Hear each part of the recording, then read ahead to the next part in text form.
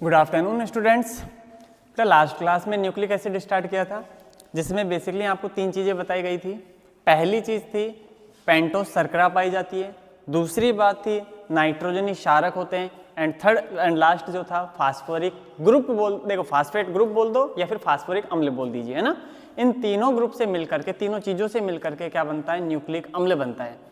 ठीक है। पेंटोस शर्करा कितने प्रकार की पड़ी, दो प्रकार की होती है ना, राइबोस शर्करा और डीऑक्सी राइबोस शर्करा। दोनों के स्ट्रक्चर देखे थे हमने, मैंने बताया था डीऑक्सी वर्ड आ जाए तो सेकंड नंबर पर जो OH ग्रुप आता है उसमें से ऑक्सीजन को हटा देते हैं, मतलब सेकंड नंबर पर दोनों जगह हाइड्रोजन हाइड्रोजन मिलेगी। स्ट्रक्चर याद होगा तो चीजें याद आ रही होगी, है ना। ठीक है। देन बात करें नाइट्रोजनी क्षारक की। नाइट्रोजनी क्षारक की बात करी तो टोटल दो टाइप से हम इसको क्लासीफाई करते हैं, एक होता है प्यूरिन और एक होता है प्रीमिडिन। प्यूरिन में हमने देखा था एक तो हेक्सागोनल टाइप की स्ट्रक्चर था, मतलब छह मेंबर वाली रिंग थी, और उसके अलावा एक उसी के साथ में अटैच थी जो 5 मेंबर वाली रिंग थी। इन दोनों को हमने अटैच करके बनाया था प्यूरिन। ठीक है, जिसमें नाइट्रोजन से हमने इसको रिप्लेस भी किया था, आपको याद होगा। ओके। देन दूसरी बात हमने करी थी बेटा प्यूरिन के बाद पिरिमिडिन। तो पिरिमिडिन के अंदर हमने देखा था हेक्सागोनल टाइप की एक ही संरचना थी, एक ही स्ट्रक्चर बनाया था। ठीक है। अच्छा, अब इसके बाद में क्या होता है, प्यूरिन में थे दो प्रकार के क्षारक। कौन कौन से क्षारक थे, एडेनिन और ग्वानिन। प्यूरिन में दो प्रकार के क्षारक आते हैं, एडेनिन और ग्वानिन। क्लियर हुई बात। और जब हम बात करें पिरिमिडिन की, पिरिमिडिन में 3 प्रकार के नाइट्रोजनी क्षारक आते हैं। ठीक है, कौन कौन से बच गए आगे, thymine, cytosine and uracil. Okay, ये तो टोटल 5 प्रकार के हमारे पास क्या होते हैं, नाइट्रोजनी क्षारक होते हैं। फास्फेट ग्रुप की बात करें, H3PO4 फास्फोरिक अम्ल होता है, जिसमें से तीनों हाइड्रोजन हटा दोगे तो क्या बच जाएगा, PO4 3-। क्लियर, यही क्या होता है, फास्फेट ग्रुप होता है। ओके, यहां तक की लास्ट चीजें हमने डिस्कस करी थी। देन हमने ये बताया था कि न्यूक्लियोसाइड और देखो एक तो हमने पढ़ा था न्यूक्लियोसाइड और एक न्यूक्लियोटाइड, है ना। तो न्यूक्लियोसाइड के अंदर क्या था बेटा, न्यूक्लियोसाइड के अंदर हमने देखा था 2 की ग्रुपिंग करी थी, लास्ट में फास्फेट ग्रुप ऐड किया था, न्यूक्लियोटाइड भी बना था। क्लियर हुई ना। ठीक है, ये सारी चीजें हम डिस्कस कर चुके हैं। अब हम आते हैं डीएनए और आरएनए पर। डीएनए में आपको डीएनए का स्ट्रक्चर बताया था, जिसमें आपको सारी चीजें समझाई थी बेटा मैंने। देखो थोड़ा सा एक बार मैं इसको वापस से रिवाइज कर देता हूं। ठीक है, एक तो ये जो बॉन्डिंग मिली थी बेटा, ये कितनी थी, 34 एंगस्ट्रॉन। 34 एंगस्ट्रॉन। क्लियर बात। टोटल 10 बेस पाए जाते हैं, 10 नाइट्रोजनी क्षारक पाए जाते हैं इसमें। तो देखो टोटल 10 है तो 3.4 एंगस्ट्रॉन एक नाइट्रोजनी बेस के बीच, मतलब 2 के बीच की डिस्टेंस आ जाएगी। ठीक है, इसका जो रेडियस थी बेटा, रेडियस कितनी थी, 20 एंगस्ट्रॉन, 20 एंगस्ट्रॉन थी। सही है। तो ये सारी चीजें हमने डिस्कस कर ली थी, कंप्लीट कवर कर लिया था। ओके, चलिए अब हम नेक्स्ट बात करते हैं बेटा डीएनए एंड आरएनए में डिफरेंस, है ना। आरएनए के प्रकार भी देखे थे हमने, 3 प्रकार के थे, mRNA, tRNA and rRNA। mRNA, tRNA and rRNA। ठीक है। अच्छा चलो डीएनए और आरएनए में डिफरेंस की बात करते हैं ना।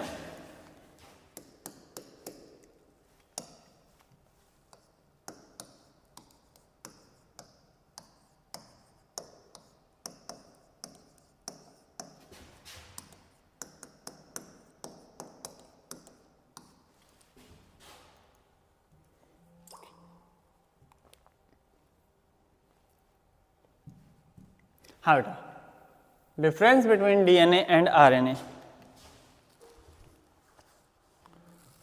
ठीक है, डीएनए और आरएनए में अंतर। एक तरफ हम पॉइंट बनाते हैं बेटा डीएनए का,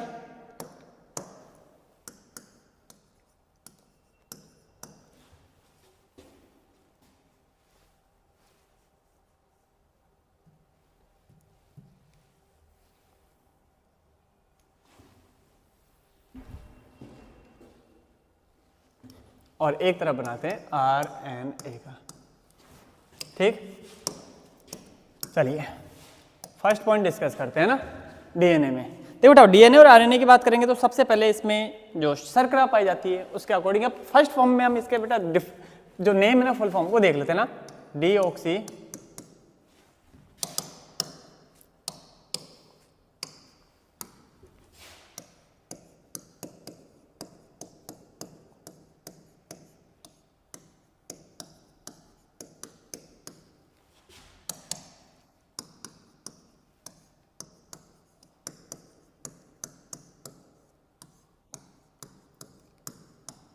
ठीक है, डीऑक्सी राइबोस न्यूक्लिक अम्ल। और इधर क्या बन जाएगा बेटा, राइबोस न्यूक्लिक अम्ल। राइबोस न्यूक्लिक अम्ल। ठीक है, अच्छा ये फर्स्ट पॉइंट हुआ इसका ना।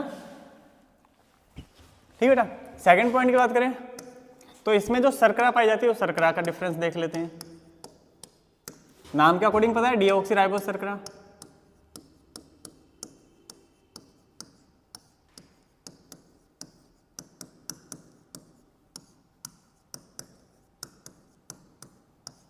एंड यहां बात करें बेटा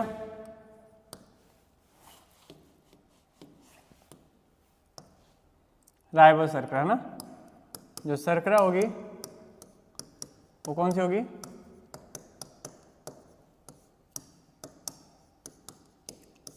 राइबोस शर्करा। ठीक, थर्ड पॉइंट पर चलते हैं। देखिए तीसरे पॉइंट में आते बेटा नाइट्रोजनी क्षारक।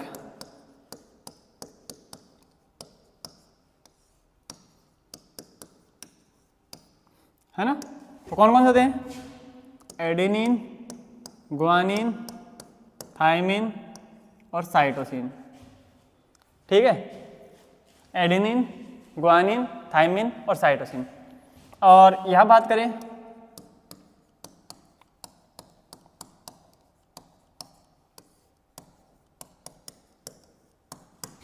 एडेनिन, ग्वानिन, थायमिन की जगह यूरेसिल चला जाता है और साइटोसिन ऐसे कैसे ना। तो थायमिन और यूरेसिल ये दो ही तो थे जो डिफरेंट है ना, जिनकी वजह से इसमें डिफरेंस आता है। ठीक है बेटा, यहाँ तक की चीज़ें क्लियर हो रही होगी है ना, कोई दिक्कत नहीं है यहाँ तक। अच्छा नेक्स्ट बात करें बेटा, ये कहाँ पाया जाता है डीएनए, केंद्र में ना। ठीक है, तो इसमें लिख लोगे केंद्र में पाए जाने वाले गुणसूत्र में पाया जाता है। कहाँ पे, केंद्र में। केंद्र में पाए जाने वाले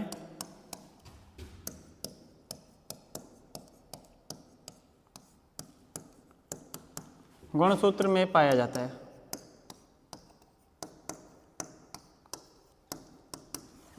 ठीक है, अच्छा और आरएनए की बात करेंगे। आरएनए कहाँ मिलेगा, ये मुख्यतः कोशिका द्रव्य में पाया जाता है ना। किस में पाया जाता है, कोशिका द्रव्य में। मुख्यतः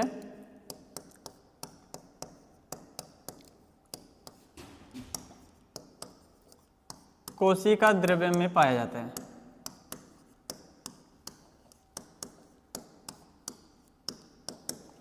मुख्यतः कोशिका द्रव्य में पाया जाता है। ठीक, बताइए बेटा कोई समस्या यहाँ तक। नेक्स्ट, ये जो डीएनए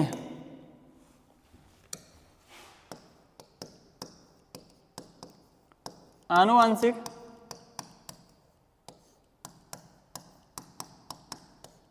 गुणों के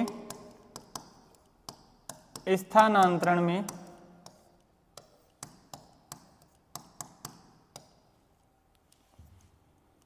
हेल्प करता है ना।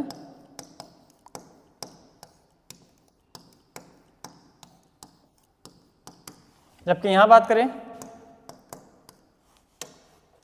प्रोटीन के संश्लेषण में, प्रोटीन के संश्लेषण में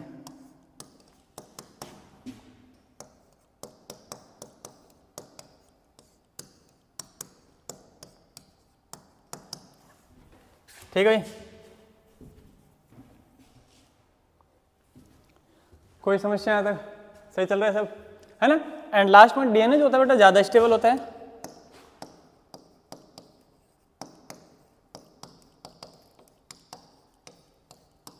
अधिक स्थायी संरचना है, लेस स्टेबल होता है ये ना।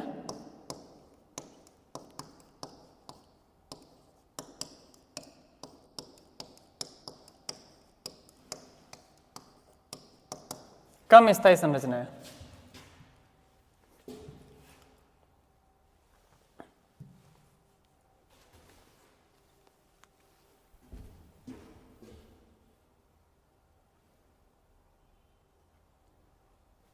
ठीक है बेटा, हाँ, तो ये बात थी, यहाँ तक की क्लियर हुई?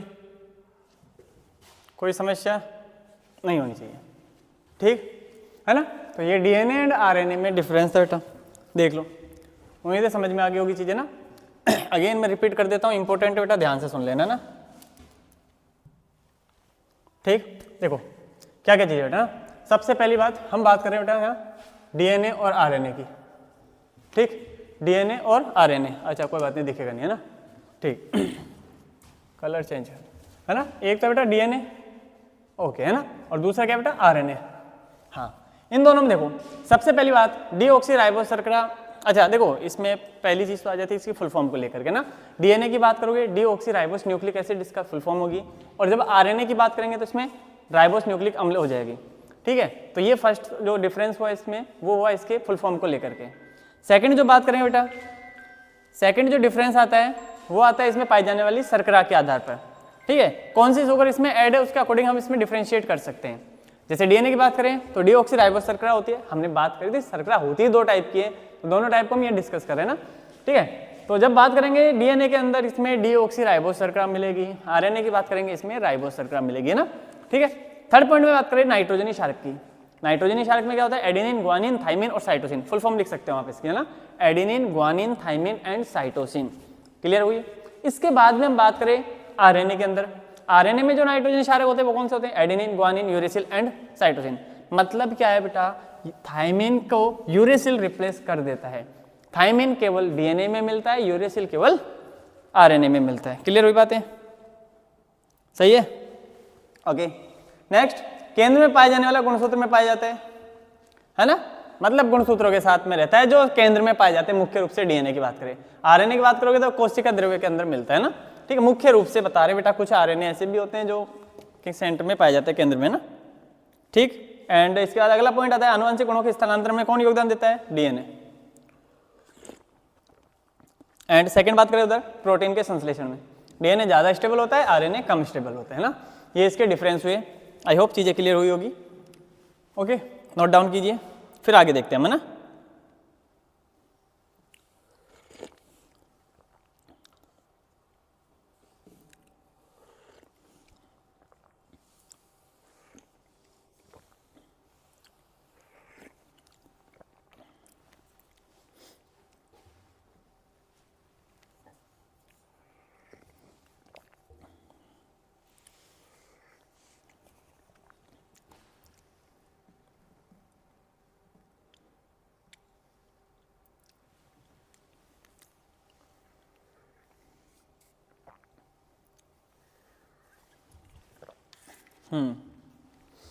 लिख लोगे बेटा,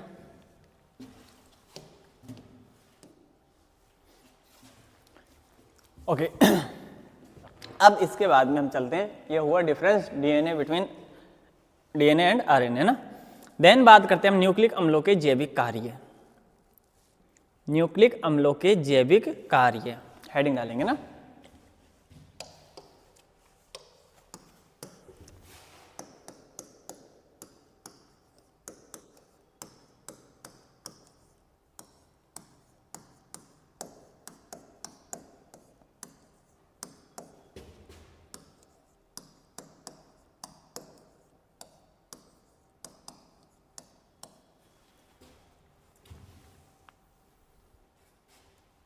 न्यूक्लिक अम्लों के जैविक कार्य,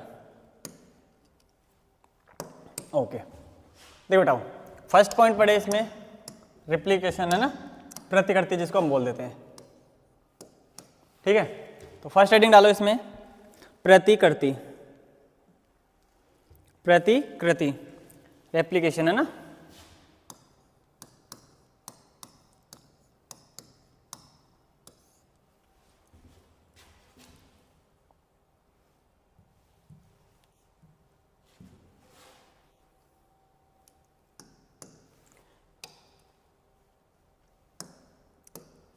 ओके है ना, रेप्लिकेशन, रेप्लिकेशन है ना। अब देखो लिखो, डीएनए के विशेष गुण के कारण इसके एक अणु विभाजित होकर दो समान प्रतिलिपियां बनाता है, इसी को हम क्या बोलते हैं, प्रतिकृति है ना। विशेष गुण के कारण क्या होता है बेटा, एक डीएनए का जो अणु होता है विभाजित होता है और दो समान प्रतिकृतियां बनाता है, इसी गुण को हम क्या नाम देते हैं? रेप्लिकेशन प्रतिकृति। ठीक है, नोट डाउन कीजिएगा, लिखिए। डीएनए के विशेष गुण के कारण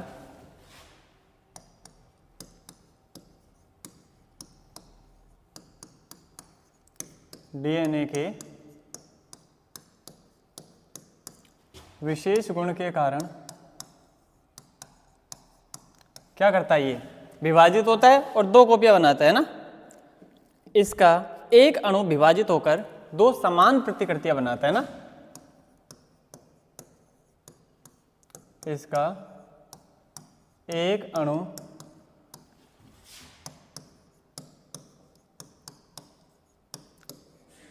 विभाजित होकर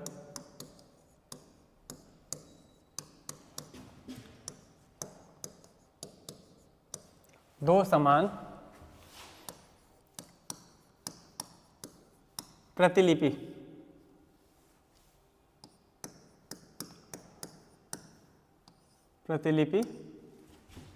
बनाता है।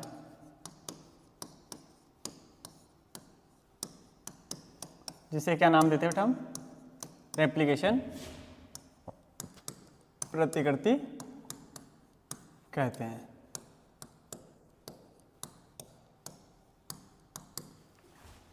बताइए भाई, बात समझ में आई? नेक्स्ट में लिखोगे, इस प्रक्रिया में डीएनए की द्विकुंडलित संरचना खुलकर नई श्रृंखलाओं के 2 पैटर्न बनाती है ना।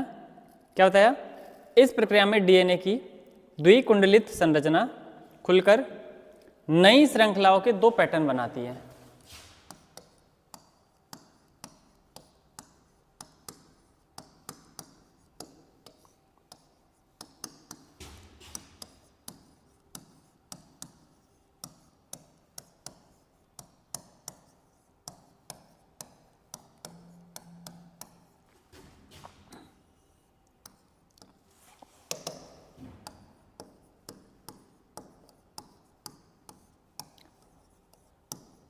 खुलकर 2 श्रृंखलाओं की 2 श्रृंखलाओं, भाई 2 श्रृंखला बनेगी उसकी जब खुलेगी, जब है ना 2 श्रृंखलाएं बनेगी। और दोनों की दोनों जो श्रृंखलाएं होंगी बेटा वो कैसी होंगी? दोनों की दोनों जो श्रृंखलाएं होंगी वो कैसी होंगी? अलग अलग पैटर्न में होगी ना। के लिख दो ना, 2 श्रृंखलाओं के नए पैटर्न बनाती है।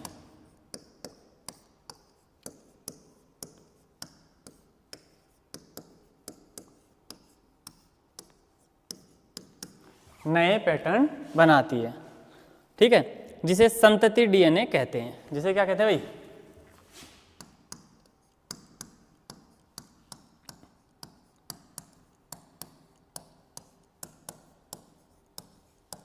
संतति डीएनए कहते हैं। कोई समस्या? ठीक, अब आगे बात करते हैं। संतति डीएनए कहलाती है ना। नेक्स्ट फिर लिखेंगे हम,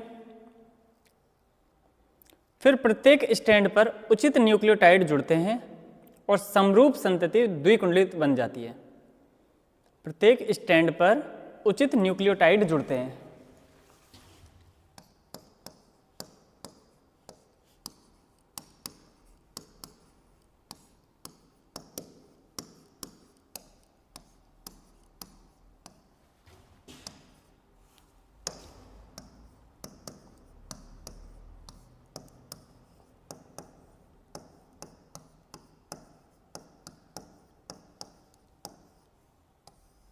न्यूक्लियोटाइड जुड़ते हैं, जो क्या करते हैं बेटा? द्विकुंडलित स्ट्रक्चर को बनाएंगे ना। अभी तक श्रृंखला थी, अब जुड़ जाएंगे और क्या बना देंगे बेटा? समरूप संतति द्विकुंडलित बन जाती है ना।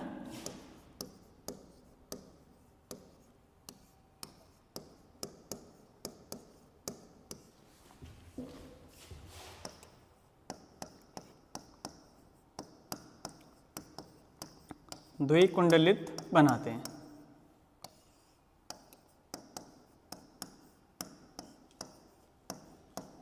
बताइए कोई समस्या इसमें? ठीक है, अभी कुछ श्रृंखला थी, खुल गई, उसके बाद में अब उसकी डीएनए भी बन गई। सही है यहाँ तक? ठीक, अब इसके आगे बात करते हैं हम। इसी प्रकार प्रत्येक संतति द्विकुंडली हो जाएगी कि एक कुंडली जनक डीएनए से आती है ना? तो लिखो बेटा, इसी प्रकार प्रत्येक संतति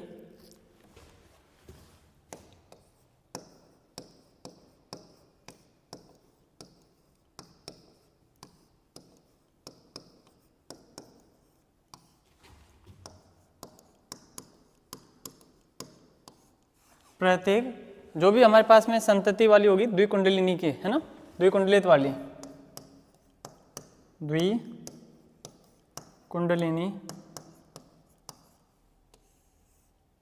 में जो एक कुंडली, एक श्रृंखला होगी ना, वो किसकी होगी?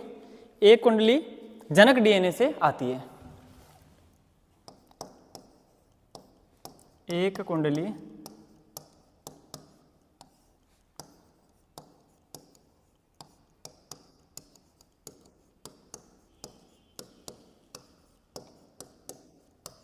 जनक डीएनए से आती है। क्लियर है भाई? एक कुंडली होगी वो कहाँ से आएगी? जनक डीएनए से आती है ना। तथा दूसरी कुंडली नई बनी होती है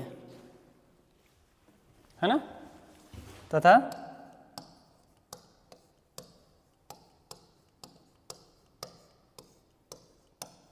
दूसरी जो कुंडली होती है वो कैसी होती है भाई? नई बनी हुई होती है ना।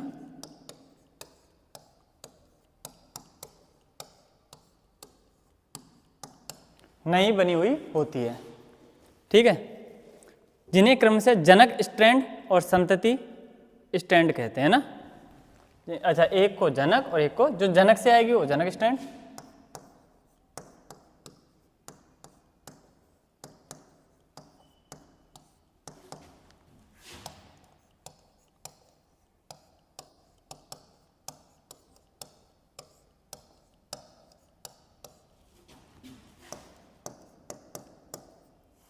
संतति स्टैंड कहते हैं ना।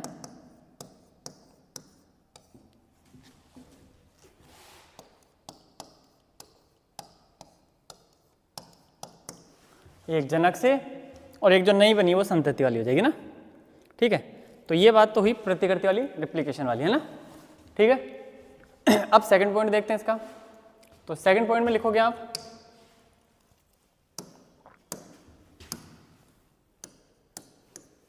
ठीक है, सेकंड लिखो बेटा, प्रोटीन संश्लेषण नियंत्रण।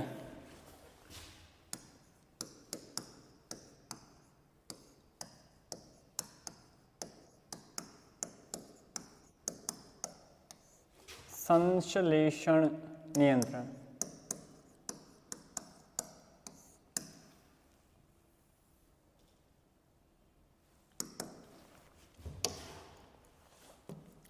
ठीक है।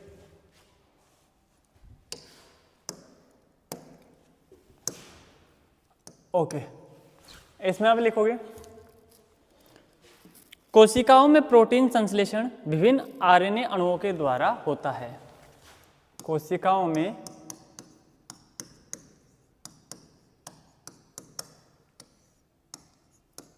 प्रोटीन संश्लेषण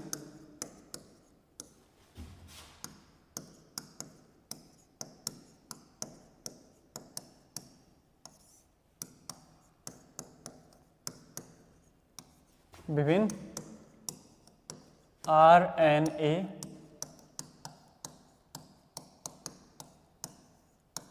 अणुओं के द्वारा होता है। ठीक है, कोशिकाओं में प्रोटीन संश्लेषण जो होता है बेटा वो आरएनए के अणुओं के द्वारा होता है, परंतु किसी विशेष प्रोटीन के संश्लेषण का संदेश डीएनए के पास होता है। किसी विशेष प्रोटीन के संश्लेषण का जो संदेश होता है वो किसके पास होता है? डीएनए का।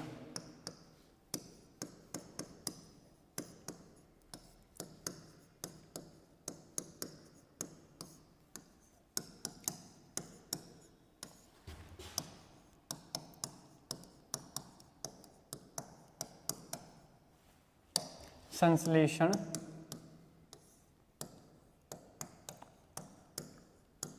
का संदेश किसके पास होता है बेटा? डीएनए के पास होता है।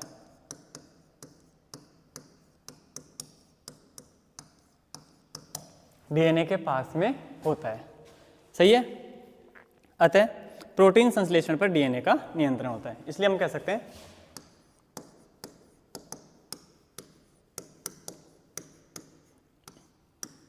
प्रोटीन के संश्लेषण पर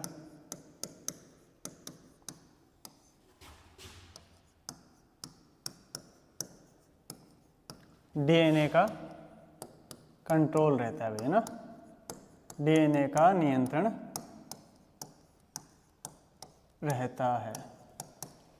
ओके, आई होप चीज़ें क्लियर हुई होगी यहाँ तक की। ओके, अब हम बात करते हैं डीएनए फिंगरप्रिंटिंग की, है ना। ये चीज़ें तो समझ में आई बेटा, है ना। हालांकि बहुत ज़्यादा इतना, ठीक है, मैं एक बार रिवाइज कर देता हूँ बेटा ना। देखो, न्यूक्लिक अम्लों के जैविक कार्यों की बात कर रहे हैं ना।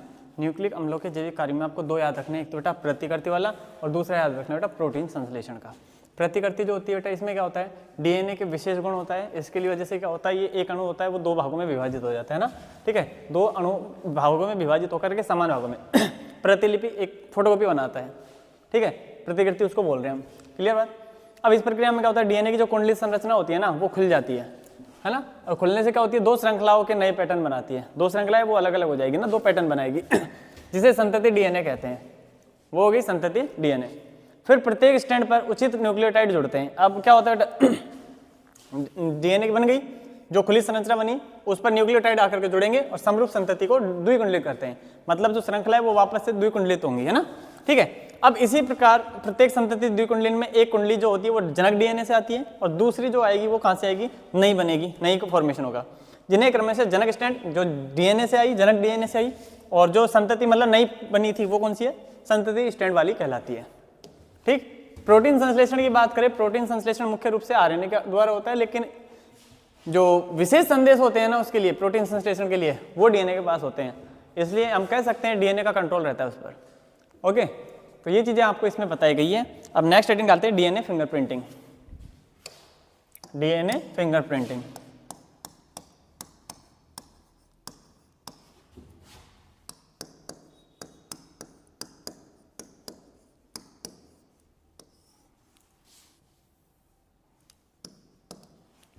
डीएनए फिंगरप्रिंटिंग, है ना। डीएनए फिंगरप्रिंटिंग की बात करेंगे बेटा, है ना, ठीक है।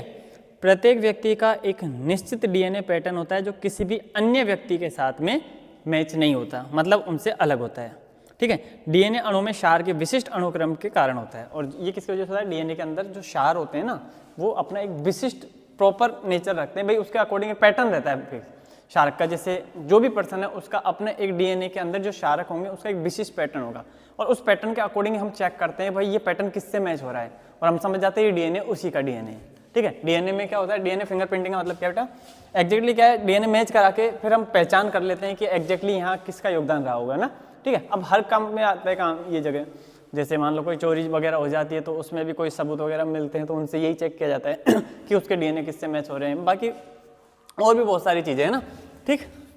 पेरेंट के लिए कि माता पिता का जो कौन भाई संतान पर किसी का आधिपत्य होता है कि कई बार दो पिता होते हैं, एक संतान पर अपना अधिकार जताते होते हैं कि ये मेरी है ना, तो उसके अकॉर्डिंग भी फिर मैच की जाती है कि डीएनए किससे मैच हो रहा है और उसके अकॉर्डिंग हम पता लगा सकते हैं ना, ठीक है।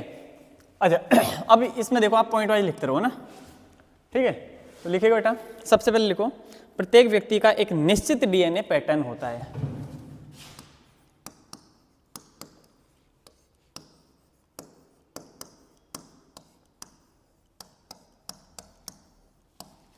प्रत्येक व्यक्ति का एक निश्चित डीएनए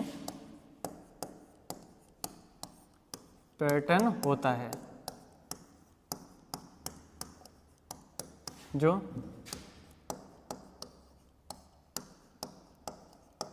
अन्य सभी से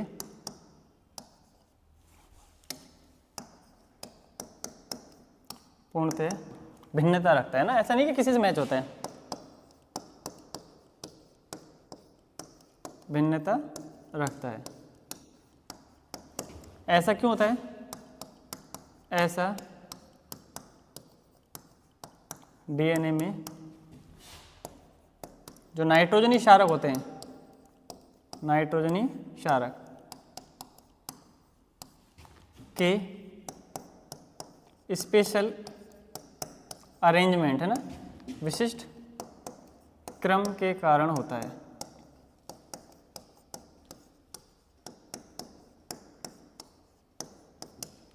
ठीक है भाई, उसके अंदर क्या होता है बेटा, डीएनए में एक पैटर्न होता है, फिक्स पैटर्न होता है, उसके अकॉर्डिंग हम देख लेते हैं भाई ये डीएनए किसके अकॉर्डिंग मैच होगा। नेक्स्ट वन लिखा, व्यक्ति की पहचान के लिए डीएनए फिंगरप्रिंटिंग का प्रयोग करते हैं, है ना।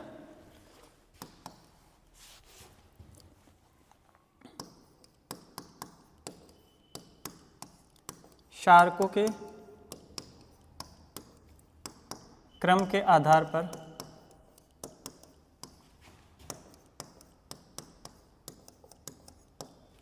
डीएनए की मैचिंग कराई जाती है ना। डीएनए मैचिंग मतलब की समानता देखी जाती है।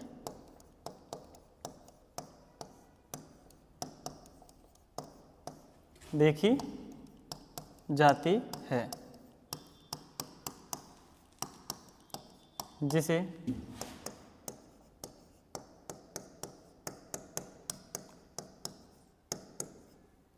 डीएनए फिंगरप्रिंट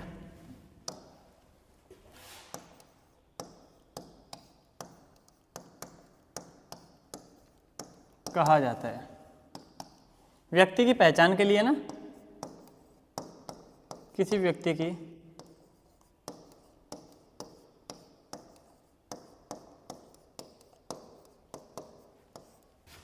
पहचान के लिए इस तकनीक का उपयोग किया जाता है।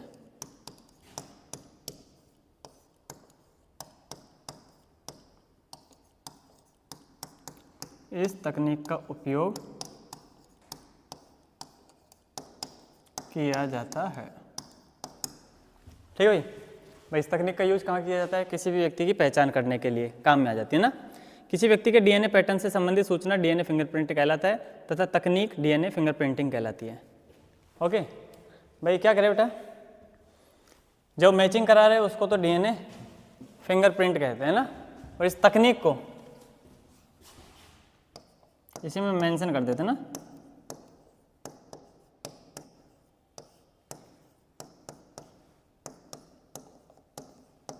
फिंगरप्रिंटिंग कहा जाता है।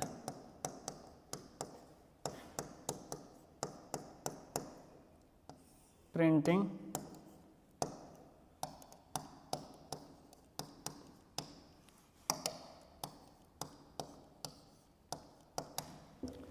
इसको तकनीक को क्या कहते हैं बेटा? डीएनए फिंगरप्रिंटिंग कहते हैं, है ना। तो डीएनए फिंगरप्रिंटिंग में तो यही बातें थी, कोई इशू इसमें है ना। डीएनए फिंगरप्रिंटिंग में आपको इतना ही ध्यान रखना है, बहुत ज़्यादा है नहीं इसके अंदर, है ना। ठीक, अच्छा, कुछ इसमें डीएनए के यूजेज हैं, तो हेडिंग डालो डीएनए का महत्व।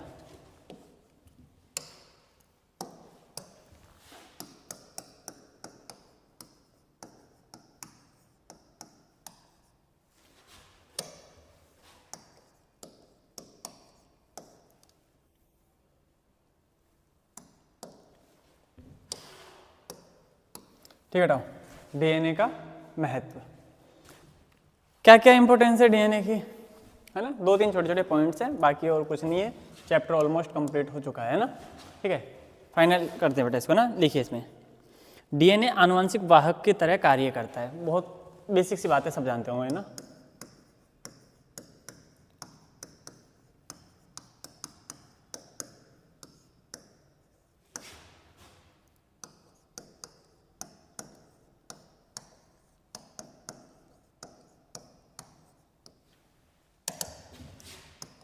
रूप में कार्य करता है,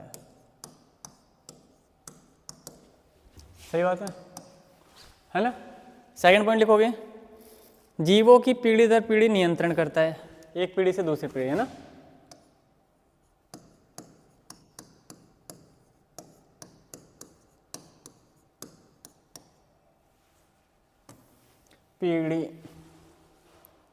पीढ़ी दर पीढ़ी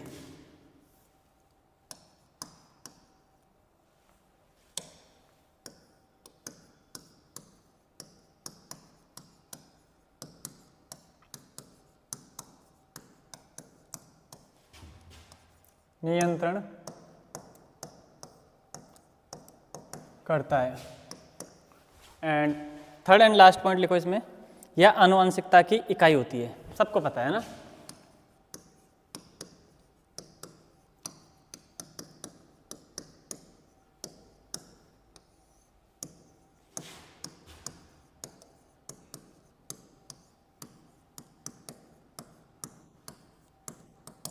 यह आनुवंशिकता की इकाई होती है। ठीक है, फटाफट तीनों पॉइंट मेंशन करो बेटा ना। आनुवंशिकता की इकाई होती है।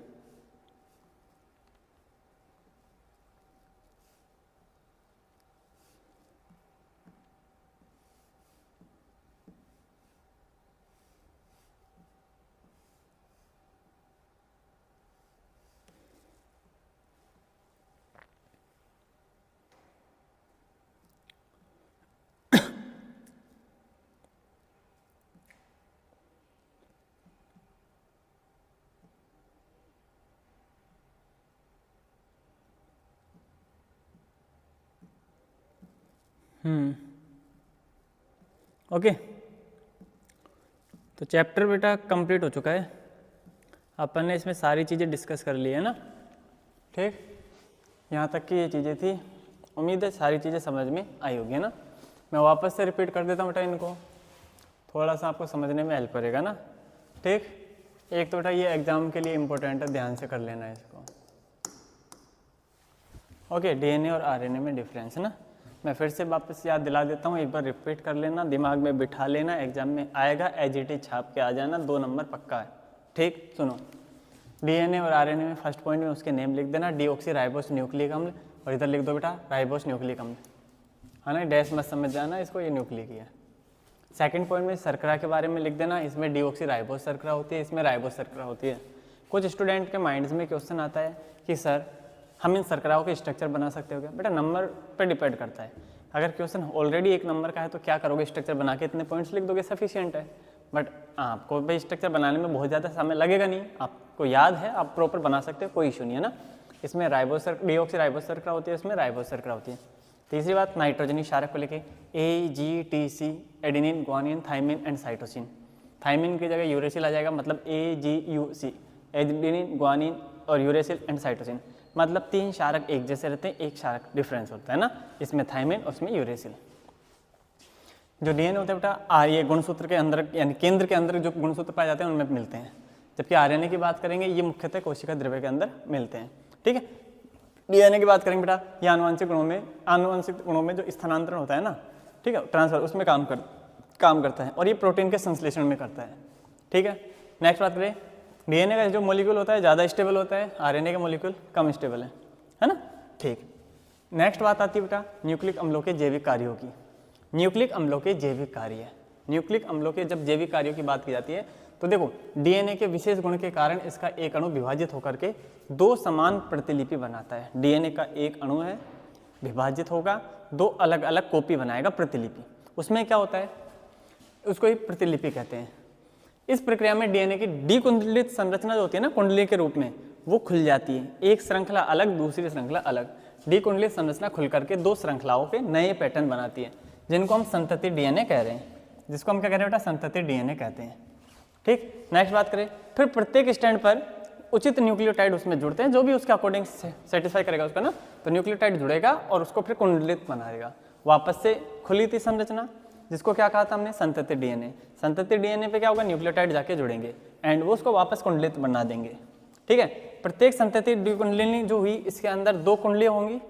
द्विकुंडलिनी नाम में बोलते हैं ना, 2 कुंडली वाली है ना, 2 कुंडली यानी 2 संरचना वाली। तो उसमें क्या होता है बेटा, एक कुंडली जो होती है वो जनक डीएनए से ली जाती है, और दूसरी कुंडली लेती है बेटा वो कहाँ से आती है, दूसरी कुंडली नई जो बनती है ना, उसी को बनती है ना।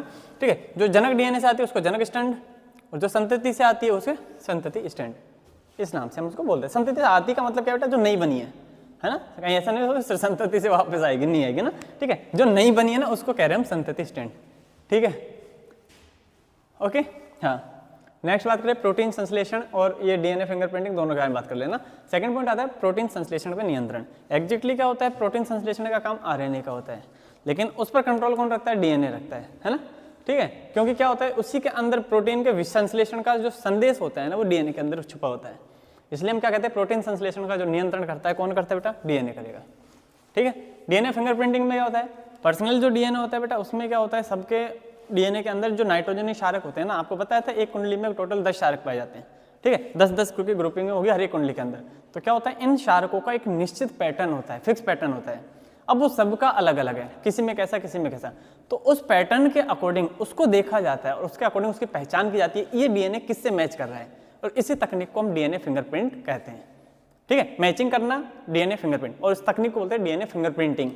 क्लियर है ना, तो बस वही सारी चीजें इसमें थी बेटा। और इसका यूज क्या करता है किसी व्यक्ति की पहचान करने में, अब आप बता सकते हो उसमें तो कुछ नहीं है। डीएनए का महत्व की बात करें, अच्छा छोटे छोटे पॉइंट्स है। डीएनए आनुवंशिक वाहक के रूप में कार्य करता है, एक पीढ़ी से दूसरी पीढ़ी में नियंत्रण करता है, कंट्रोल करता है, और आनुवंशिकता की इकाई डीएनए होती है। ठीक, छोटे छोटे पॉइंट्स थे, सफिशिएंट होंगे, समझ में आई होगी। ओके ठीक, अब देखो बेटा इसमें कुछ छोटी छोटी चीजें मैं बता देता हूँ आपको। पूरे चैप्टर में हमने क्या पढ़ा, चैप्टर कंप्लीट है ना। ठीक है, क्या क्या चीजें देखी हमने, देखो हमने पहले सबसे पहले पढ़ा बेटा कार्बोहाइड्रेट।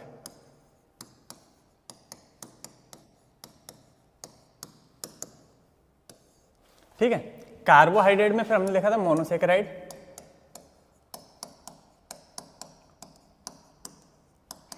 मोनोसेकेराइड,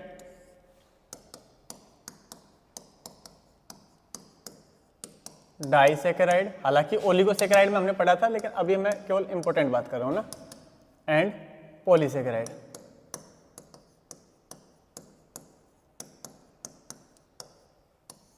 ठीक है, इनके एग्जाम्पल ध्यान रख लेना बेटा, एग्जाम में काम आते हैं ना। मोनोसेकेराइड की बात करें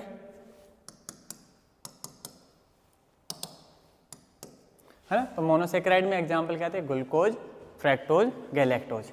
डाइसेकेराइड की बात करोगे lactose, maltose, sucrose. And polysaccharide की बात करोगे starch, cellulose and glycogen.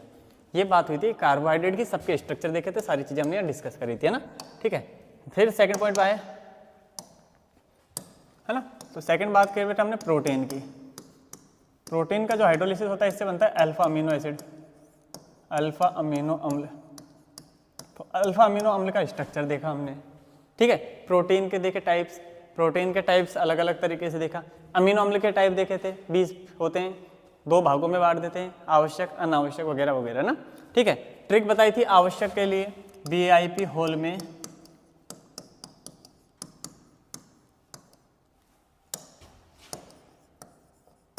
TT है यार, BIP होल में TT है ना, valine, isoleucine, phenylalanine, histidine है ना। ठीक है, आर्जिनिन, लाइसिन, ल्यूसिन, मेथियोनिन है ना। ठीक है, और ये ट्रिप्टोफैन होता है और एक थियोफिन। ठीक है ना, थियोनिन। तो ये टोटल 10 होते हैं ना, ये सारे के सारे कॉन्सेप्ट आवश्यक अमीनो अम्ल। ओके, अच्छा प्रोटीन के बाद हमने देखा बेटा देन इसका आता है हार्मोन।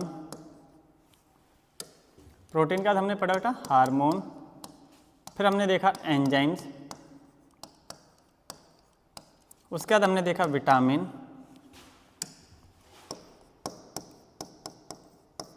इसके बाद हमने देखा अब लास्ट क्या था, न्यूक्लिक अम्ल। अरे न्यूक्लिक अम्ल। ठीक है, ऐसे करके हमने सारा धीरे धीरे डिस्कस किया, पूरा चैप्टर कंप्लीट किया, सारी चीज़ें करी। कल की क्लास में हम इसके कुछ क्वेश्चन डिस्कस कर लेंगे। ठीक है, इंपॉर्टेंट क्वेश्चन क्या क्या बनते हैं उनके सॉल्यूशन में वगैरह करवा दूंगा। देन उसके बाद में हम देखते हैं क्या रहता है तरीका, है ना। या तो आपको फाइनल एग्जाम के अकॉर्डिंग चैप्टर वाइज में एक एक क्वेश्चन डिस्कस करवा दूंगा, या फिर एक एक पैटर्न वाइज हम उसको डिस्कस कर लेंगे ना, पेपर के अकॉर्डिंग इंपॉर्टेंट क्वेश्चन। ठीक है, जो भी रहेगा हम आगे देखेंगे। अभी के लिए इतना ही, आपको ये चीज़ें समझ में आई होगी बेटा। ठीक है, तो चलिए आज की क्लास को हम यहीं समाप्त करते हैं। अच्छे से पढ़ाई करना बेटा, है ना। ठीक है, थैंक यू।